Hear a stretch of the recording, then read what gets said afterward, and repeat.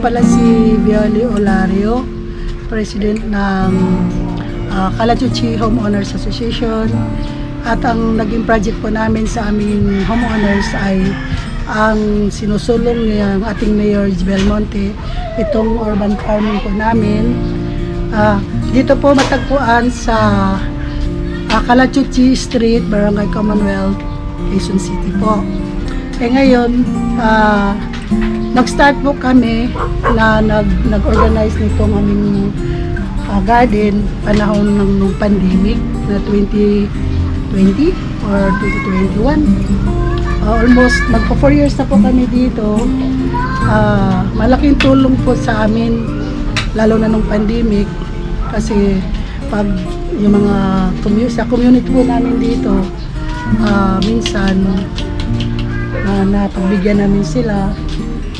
Nung first ani namin, kasi third cycle na po ito nung unang ani namin, sinishare po namin doon sa aming mga kapitbahayan. Dahil nung panahon ng pandemic po is mahirap bumili sa palengke, walang mabili. Mabuti naman sa pag-isipan ng ating mahal na Mayor Joy Belmonte, mag-ano ng ganitong mga urban farming po. Una naming tinanim is pichay, kamatis, at sitaw. Mayroon po kaming So, nung second cycle na namin, yun na, bininta na namin ng sa murang halaga. Para naman ay ibili namin ng aming fertilizer or mga spray. Tapos, nung panahon ng bagyo, nung kalakasan ng yung bagyo na yun, wash out yung aming tanim, lalo na yung pichay. Tapos nag-second cycle kami, mayroon na po kaming sari-sari po ito. At yung lawak ng aming garden po, 60, 70. Yun yata, kasi smokat namin po ito.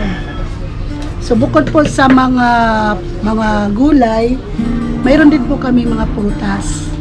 May avocado kami, guyabano, mangga, bayabas, rambutan, at kami na po yung papaya kasi namulaklak na po siya.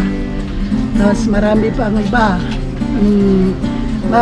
Pasalamat po kami kay Mayor na napag-isipan po niya. Itong project na ito na binabaan niya sa community ay malaking tulong po sa amin. Tuwing every 6 months nag-attend po kami ng seminar. So sana po mayroon naman na in-offer sa amin.